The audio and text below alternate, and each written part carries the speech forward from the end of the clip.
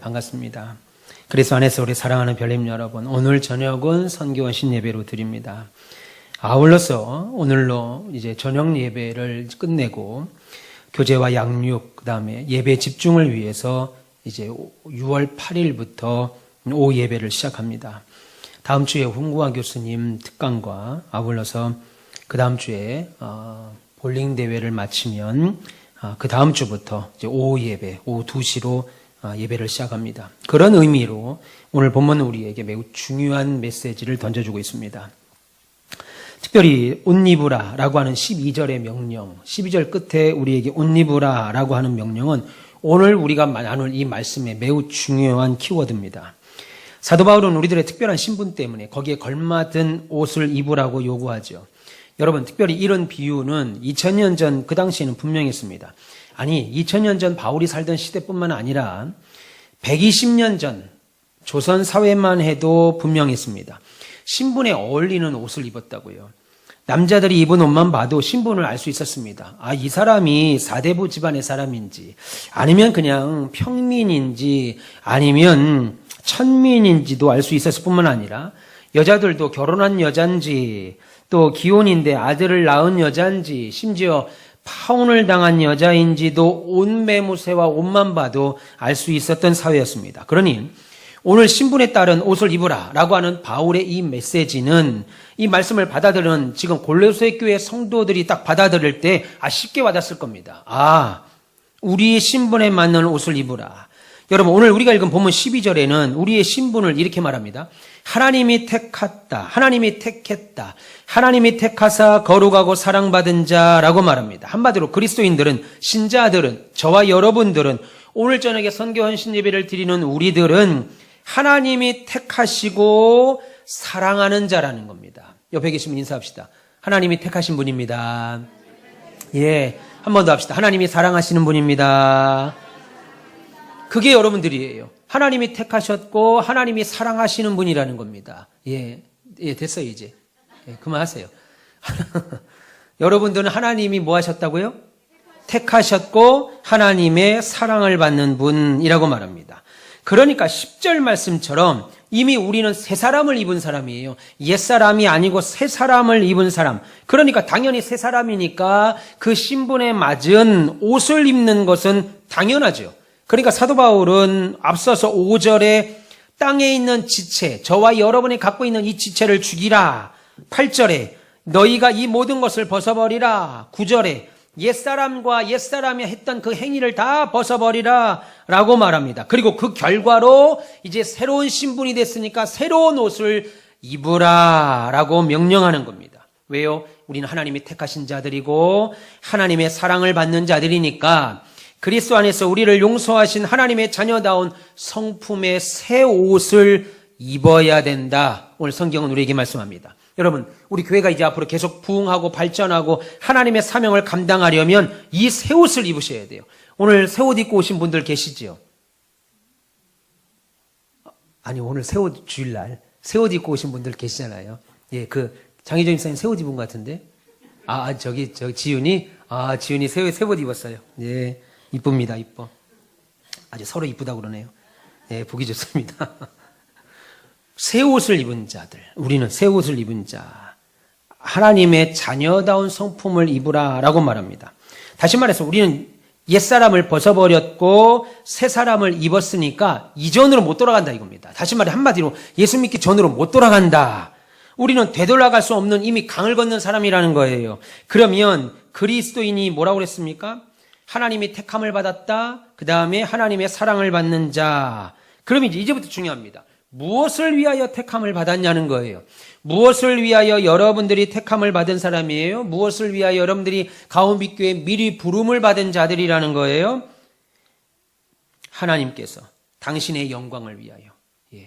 당신의 영광을 우리 장로님들에게, 권사님들에게, 집사님들에게, 우리 성도들에게 받기 위하여 여러분들을 택했고 여러분들을 사랑하고 계시다는 겁니다. 누가 영광을 받으려고요? 그렇죠. 하나님이 영광을 받기 위해서다. 그러니까 당연히 우리는 세상 사람들과 다르지요. 하나님이 택하사 거룩하고 사랑받은 자, 그렇게 말합니다. 하나님이 주도적으로 우리를 당신의 자녀로 부르셨다는 거예요. 그래서 우리는 새 신분에 어울리는 새 옷을 입어야 한다. 그 이야기를 오늘 좀 드리려고 합니다. 그러면 하나님의 특별한 사랑을 받고 선택을 받은 우리들은 어떤 옷을 입어야 되느냐? 오늘 본문은 그 옷에 대한 비유를 말하면서 먼저 평소에 평안할 때와 평안하지 않을 때 두 가지를 이야기하시는데, 먼저 평안할 때 평소에 갖출 일상적인 덕목을 말씀합니다. 본문 12절, 우리 특송하신 분들만 한번 크게 한번 읽어보실까요? 시작.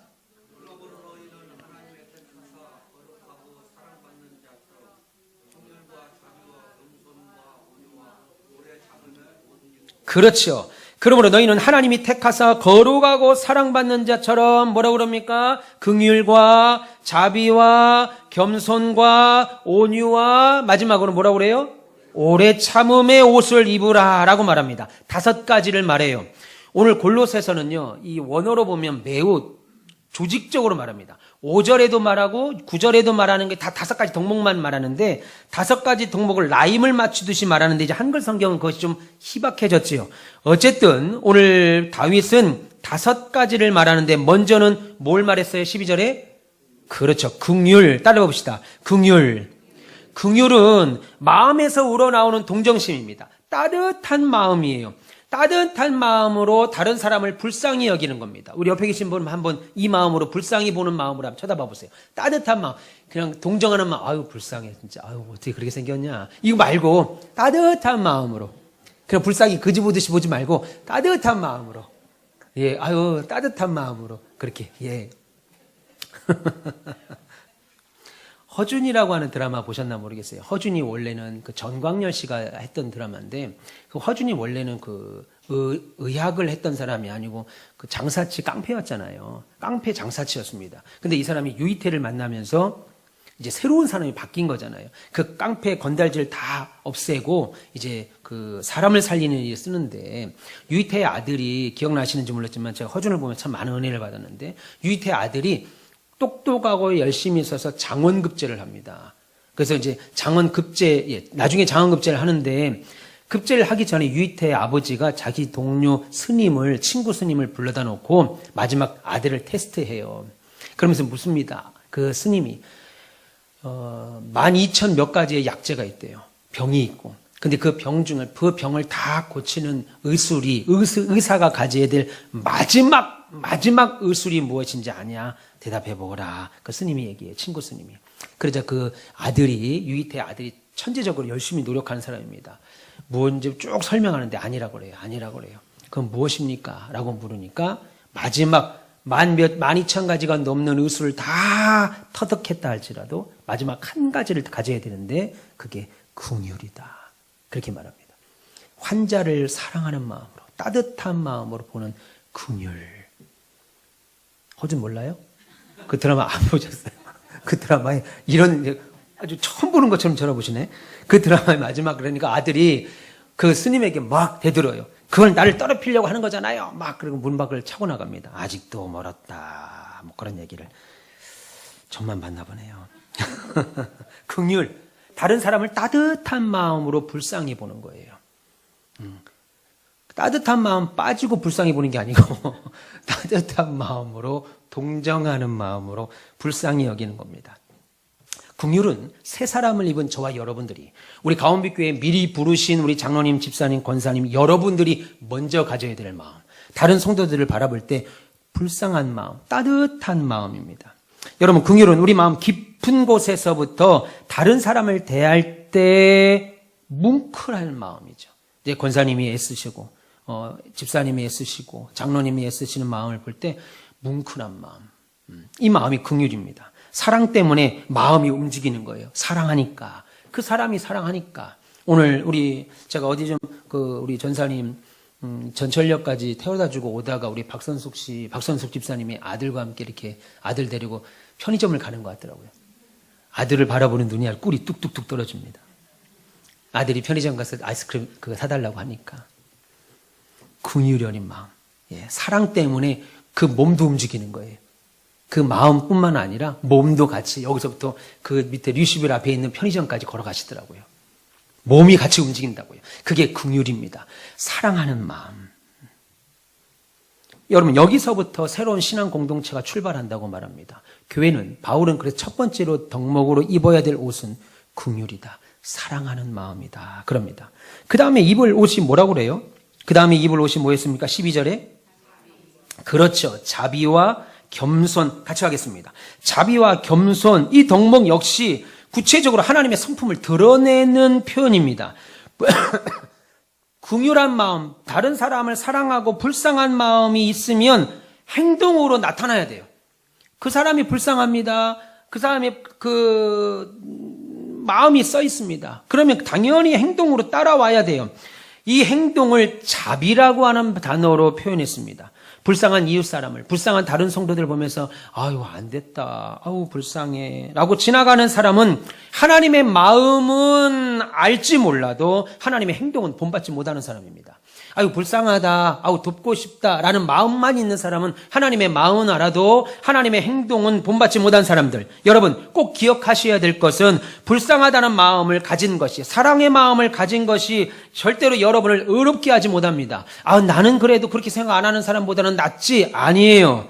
여러분 여리고로 내려가던 유대인이 강도를 맞습니다. 그러자 그때 지나가던 레위인도 제사장도 강도 만나서 피투성이가 된 그 유대인을 보고 불쌍하다는 마음조차 갖지 않은 것은 아니었습니다. 다 불쌍하다.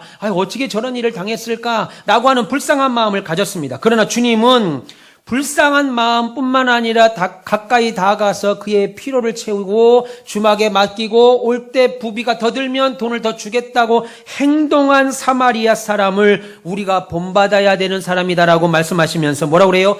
너도 가서 이와 같이 하라. 그렇게 말합니다. 그 마음만 갖지 말고 그대로 행동하라. 여러분 사람들은 흔히 자기가 불쌍한 마음을 갖고 있다는 것으로 위안을 받습니다. 야 나는 그래도 그런 마음이라도 갖잖아. 자부심을 가져요. 그런데 여러분 그것은 심판날에 여러분들에게 아무런 도움 주지 못합니다. 불쌍히 여기는 마음을 여러분들에게 주신 것은 거기에 따라 행동하도록 주신 거예요. 다른 분들이 교회를 열심히 수고할 때 땀을 흘립니다. 그러면 그 마음에 감사하여서 가서 어떻게 해요? 시원한 커피라도 하나, 그죠? 시원한 음료수라도 하나, 아이스크림이라도 하나 이렇게 나누는 거. 우리 박명인 권사님이 그러더라고요. 목사님 저도 오늘 상추를 갖고 왔는데요. 성가대원들 5분, 성가대원분들의 다 상추를 다 쐈습니다. 알았어요. 제가 알겠습니다. 목사님 저도 상추를 가져왔습니다. 알았다고요. 예. 마음이 좋은 거죠. 우리 이제 정 권사님이 성도들 위해 상추를 베푸시니까 그럼 나는 나의 상추를 성가대원들에게 나눠주겠노라. 받으셨죠?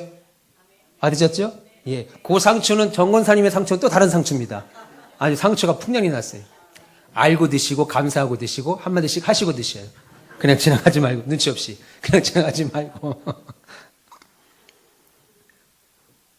성가대원들을 사랑하는 마음으로. 예. 한글 표현을 이걸 치근하게 여긴다. 이게 불쌍히 여긴다는 표현인데 이게 불쌍이라는 보다도 이렇게 사랑하는 마음, 안쓰러운 마음 그런 것으로 우리 교회 예배 성가대원들이 참 은혜로 우리 찬양을 도우니까 그분들에게 내 상추, 내 아주 그냥 기가 막힌 상추, 자식과 같은 상추를 다 잘라가지고 나누어 주겠노라, 베풀겠노라 그 마음을 품은 거죠. 그러니까 여러분 마음만 먹고 지나가서는 절대로 유익이 없습니다. 하나님은 모든 인생을 향해서 특히 언약 백성, 저와 여러분들인 언약 백성을 불쌍히 여기시고 자비를 베푸십니다. 언제나 자비로우신 분이 우리 하나님이세요. 그러니까 여러분, 하나님은 우리가 자비를 받았으니까 우리 또한 다른 성도들에게 자비를 베풀기를 원하신다는 거죠. 믿기를 축원합니다. 하나님은 하나님의 사랑을 다른 성도들에게 나누기를 원해요. 옆에 계신 분 인사 한번 더 할까요? 사랑합니다. 한 번 더 할까요? 제가 사랑하겠습니다. 한 번 더 할까요? 제가 더 사랑하겠습니다. 예, 우리 윤건사님 하신 것처럼 이렇게 좀 해보세요. 예, 더 사랑하겠습니다. 시작. 예, 제가 더 사랑하겠습니다. 네. 하나님은요, 하나님의 자비를 우리가 접했잖아요. 그러니까 다른 성도들에게 또다시 하나님의 자비를 베풀기를 간절히 바랍니다. 그래서 오래 참음과 함께 자비를 성령의 9가지 열매 중에 바울은 있다라고 말하죠. 근데 오늘 본문은 자비와 연달아 소개되는 덕목으로 뭘 말해요?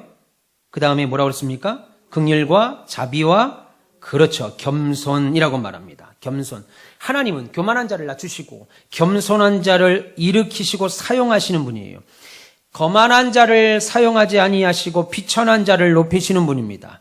오늘 예수님께서 우리에게 세상에 오셔서 우리에게 뭐라고 말하냐면 나는 온유하고 겸손하다. 나는 온유하고 겸손하니 나의 멍에를 메고 배우라. 그리하면 너희 마음에 쉼이 있을 것이다. 그렇게 말합니다. 겸손한 마음. 우리가 가져야 될 세 번째 덕목입니다. 우리 교회가 가져야 될 세 번째 덕목. 겸손한 마음. 그래서 서로 겸손으로 허리를 동이라 라고 말합니다. 여러분 오늘 성경이 잘 보세요. 겸손을 내게 나는 마음이 온유하고 겸손하니 주님이 뭐라고 그랬어요? 나의 멍에를 보고 내게 메우라. 그리우면 너희가 쉼을 얻을 것이다. 그럽니다. 겸손으로 허리를 동이라. 그렇게 말해요. 남보다 나를 높게 여기는 게 아니고 남이 다른 사람을 나보다 더 높게 여기는 거예요. 그런데 여러분 그는 높아지고 나는 낮아지는 게 아닙니다. 허리를 같이 묶어요. 여러분 운동 경기 우리 체육대회 때 국민학 초등학교 다닐 때 운동회 하면 2인 삼각인가? 2인 삼각. 두 명이 발을 이렇게 하나 묶어가지고 이렇게 하나 둘 세 명은 불가능합니다. 가기도 전에 다 자빠져요. 세 명은 아예 불가능해요. 이 마음 맞을, 그러니까 3명 이상의 마음 맞는다는 건 기적 같은 거예요. 그러니까 여러분, 우리 이 밤에 마음 맞는 거, 이건 진짜 기적입니다. 3명만 발 묶어보세요. 경기를 할 수가 없어요. 그리고 나중에는 서로 짜증내고 서로 간에 자빠진 건데, 다른 사람을 너 때문에 자빠졌다고 그러죠. 2명만 해도 힘들어요. 하나, 둘, 이게 하다 보면, 핫둘, 계속. 허리를 동입니다. 이렇게 같이. 그게 겸손이에요. 하나가 자빠지면 같이 자빠지는 거고, 하나가 뛰면 같이 뛰는 겁니다. 그게 겸손인 거예요.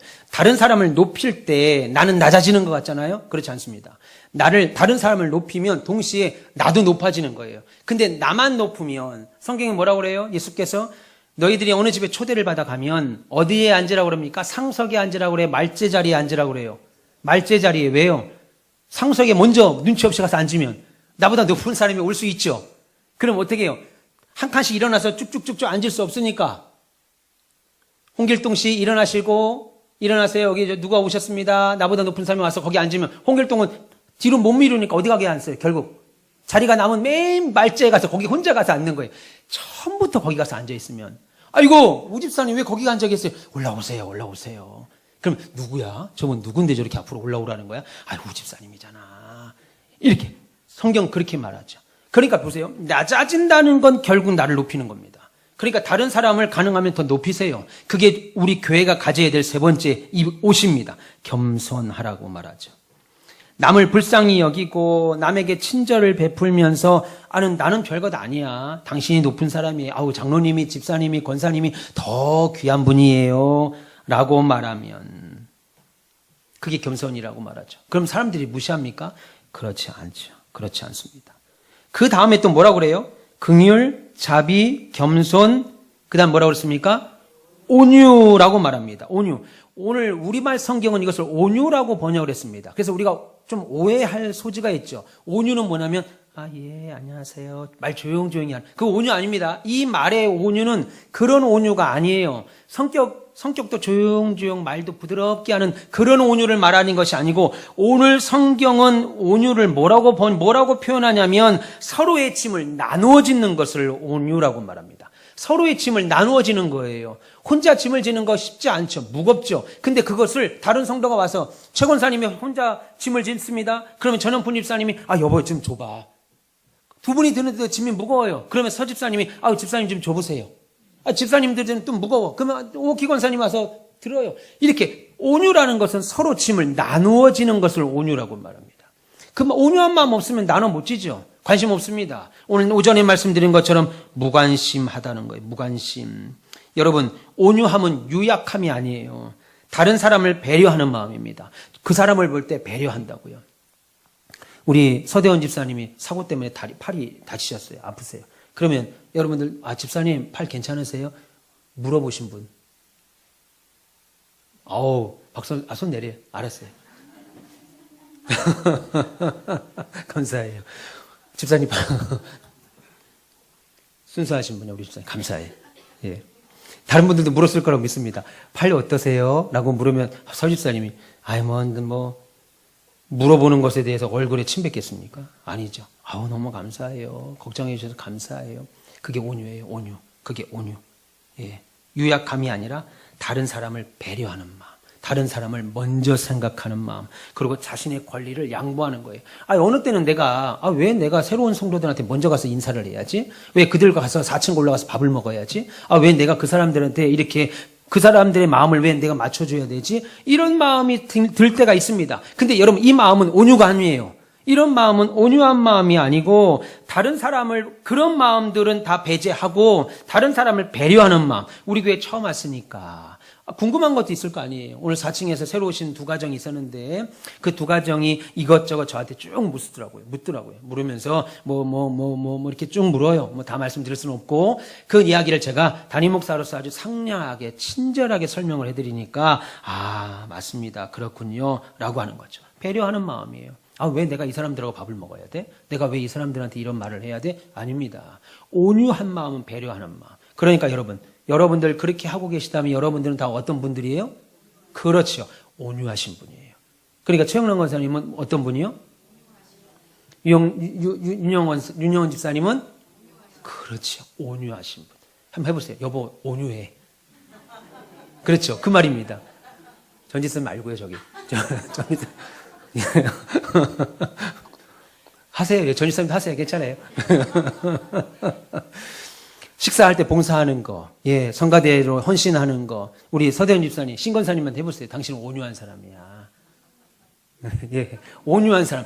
우리가 온유하다는 표현을 잘못 알게, 한글의 표현대로 하니까, 당신이 온유한지 잘 모르겠어라고 하지만, 아닙니다. 다른 사람을 배려하는 마음, 다른 사람을 나보다 먼저 생각하고 자기 권리를 양보하는 마음, 그 마음을 갖고 있으면 여러분들은 어떤 분이에요? 온유한 마음. 김권사님, 온유한 마음. 온유한 사람이에요. 전원 한번 해보세요. 당신은 온유한 사람이야. 하셨어요? 네. 도전하듯이 당신은 온유해. 부드럽게. 당신은 온유한 사람이야. 박명현 권사님도 해보세요. 예, 해보세요. 아니, 저기요. 이태랑 장로님. 누구한테 하시려고 그래요? 이태랑 장로님한테 하시라고요. 당신은 온유한 사람이야.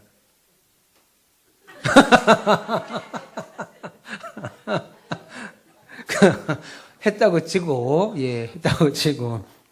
얼굴 보니까 생각이 안 나네, 갑자기.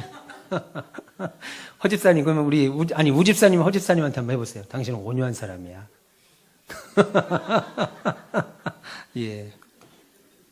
온유한 사람. 자기 권리를 양보하는 사람. 내 권리를 남편에게 양보하는 사람. 온유한 사람입니다. 있기를 축원합니다. 요렇게 있어야 돼요, 우리 교회는요. 그리고 마지막에 뭐라고 말합니까? 그렇죠. 오래 참는 거. 한번 생각해 보세요. 되게 화내는 사람들은 뭐라고 그래요? 야, 내가 한두 번 참은 줄 알아? 야, 내가 한두 번 참은 줄 알아? 물론 한두 번은 참았겠죠. 한두 번은 참았을 겁니다. 그런데 오래 참는다는 것은 한두 번 참는 걸 가지고 말하는 거 아니에요. 70번씩 몇 번이라도요? 7번이라도. 70번씩 7번이면요. 그냥 죽을 때까지 참는 거예요. 내가 한두 번 참은 줄 알아, 너? 이건 참는 게 아닙니다. 이건 오래 참는 게 아니에요. 성경이 말하는 오래 참음은 70번씩 7번이라도 그걸 세서 490번을 말하는 게 아니에요. 온전한 참음입니다. 온전한. 왜 어떻게 그렇게 참을 수 있어요? 그를 사랑하니까. 그를 양보하고 배려하는 온유한 마음을 가지니까 당연히 오래 참죠. 얼굴 생김새만큼이나 서로 다른 것이 사람의 마음입니다. 다른 성도들과 더불어 지낼 때 우리에게 꼭 필요한 것이 오래 참음입니다.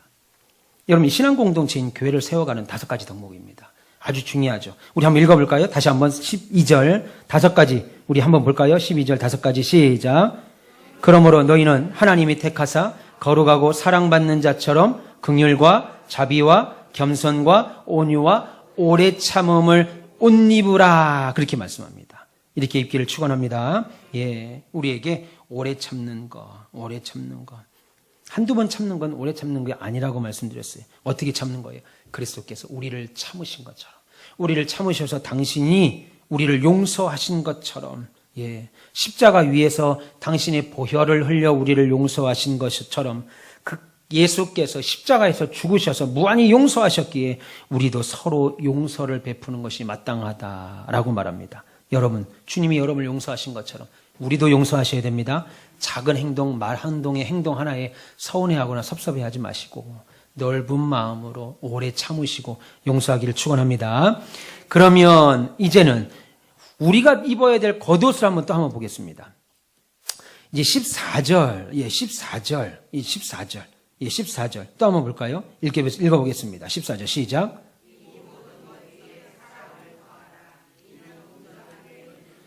예, 여러분 영화 같은 데 보시면 이제 외국 영화 보면 이제 여왕이나 왕이 등극을 할 때 왕이 대관식이라고 그러잖아요. 할 때 옷을 다 입고 구두도 신고 이제 코트도 입고 마지막에 이제 뭘 씌워요? 마지막에 이제 그죠? 왕관을 이제 크라운을 딱 씌웁니다. 왕관부터 씌우고 속옷 입고 양말 신고 하지 않잖아요. 그죠? 이렇게 생각하면 굉장히 우습네. 우리나라 전화도 왕관부터 이거 모자부터 쓰고 속옷 팬티 입고 그러지는 않겠죠.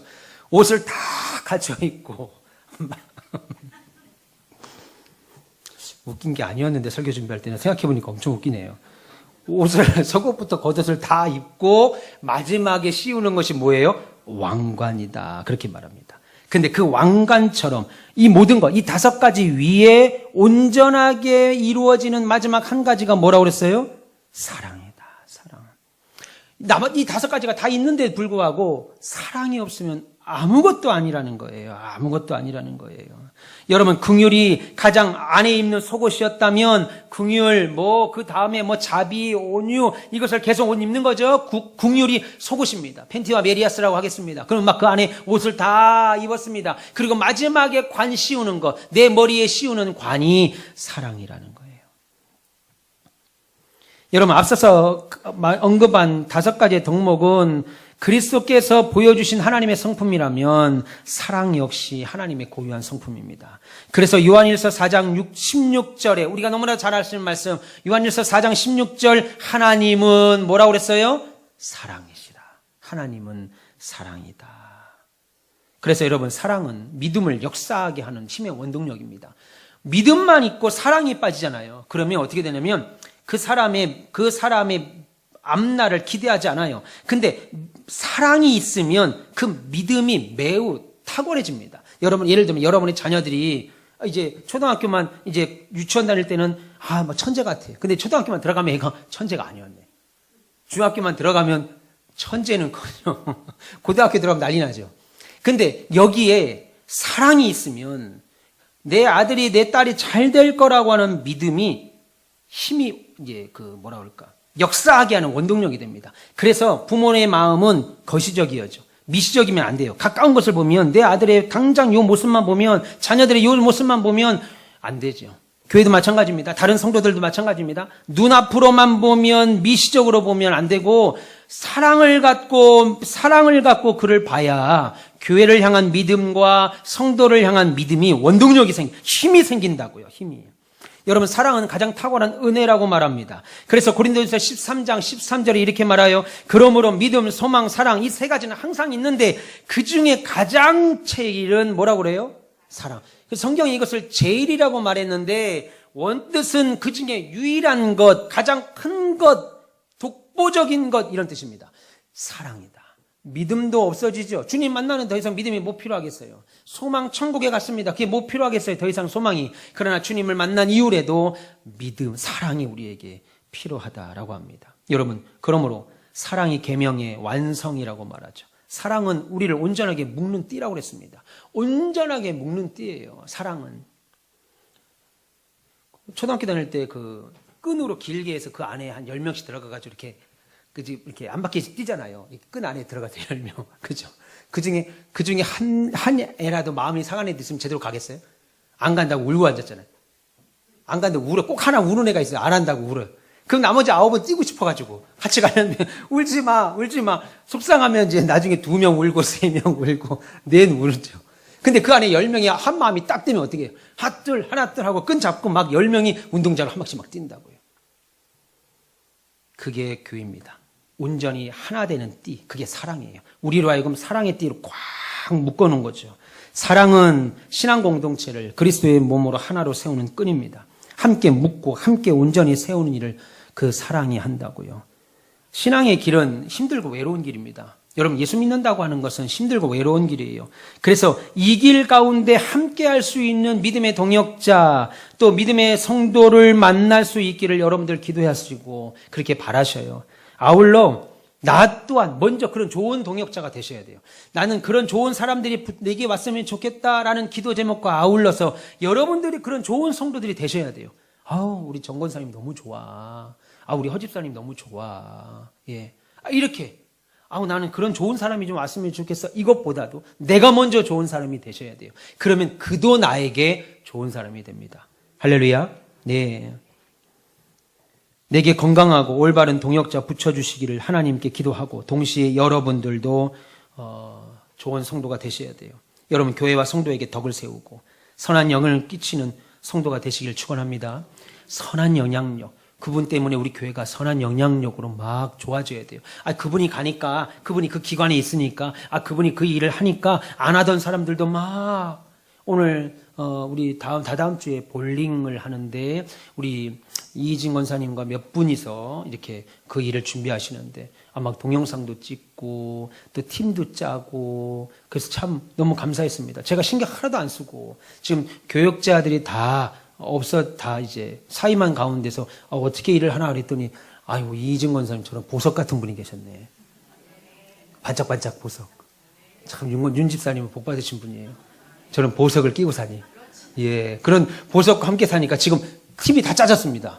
와, 참 쫓아다니면서 막 그냥 너무 감사해요. 너무 감사합니다. 그게 뭐겠어요? 선한 영향력. 여러분, 길거리 가다가 볼링 한번 치시겠어요? 누가 볼링 치러 다니겠어요? 그 사람 따라서 누가 가겠어요? 교회 안에서 함께 합시다. 같이 합시다. 그러니까 막 선물도 사갖고 오는 거예요. 자기들이 찬조하는 거예요. 와, 참 감사하죠.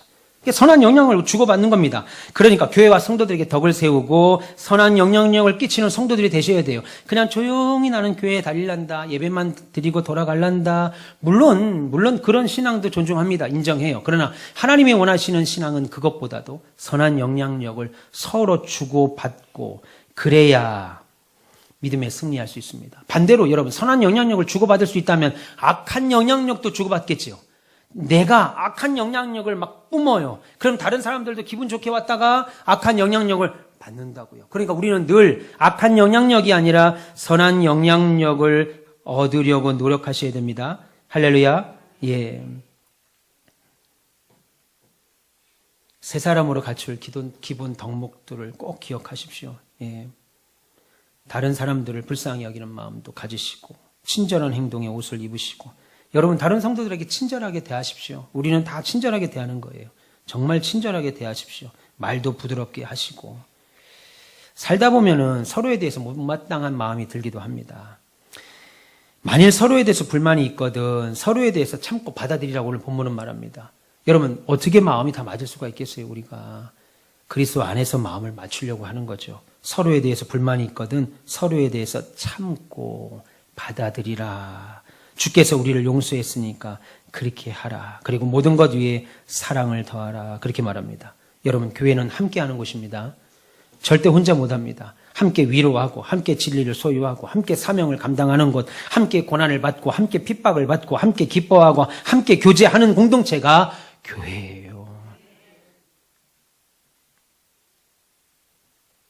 하나님이 기뻐하시는 교회, 우리가 사모해야 될 교회는 이처럼 함께하는 교회입니다. 그래서 사도 요한은 그리고 사도 바울은 계속하여 우리에게 우리라는 말을 사용합니다. 여러분, 우리 가운빛교회가 하나님 안에서, 예수님 안에서, 성령님 안에서 함께 자라가고 성장하는 교회, 모두가 함께하는 교회가 되기를 축원합니다. 고난도 아픔도 함께 하시고 말씀의 진리를 함께 배우고 가르치는 교회, 위로와 격려하는 교회, 주님 맡겨진 사명 감당하는 교회. 그래야, 그런 마음이 있어야 선교의 비전을 우리가 감당할 수 있습니다. 생각해 보세요. 얼굴도 모르는 아이들에게 우리 교회가 돈을 보내야 됩니다. 잘 모르는 선교사님에게 때로는 거금도 보내야 돼요. 그 교회가 어려움을 처했습니다. 홍수로 무너졌습니다. 그러면 기천만 원도 보내야 되는 때가 있습니다. 선교는 그래서 마음이 하나가 되지 않으면 할 수가 없습니다.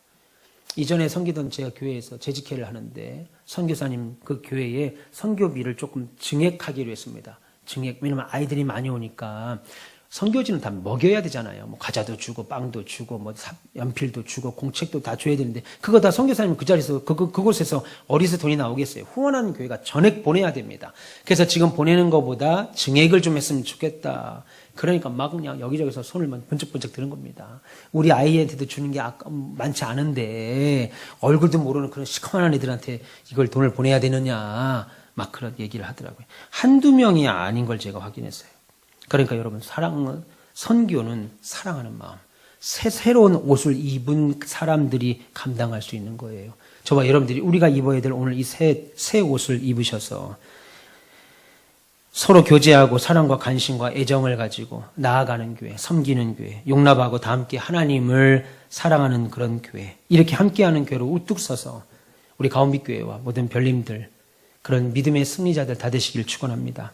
우리 가운데는 단 한 사람도 이렇게 평안이 매는 줄에서 이탈하거나 끊어지지 않고 서로 사랑하고 관심 갖고 나보다 남을 더 높이고 어떻게 하든지 그들의 마음을 위로하려고 하는 그런 참된 주님의 모습이 여러분들에게 있기를 축원합니다.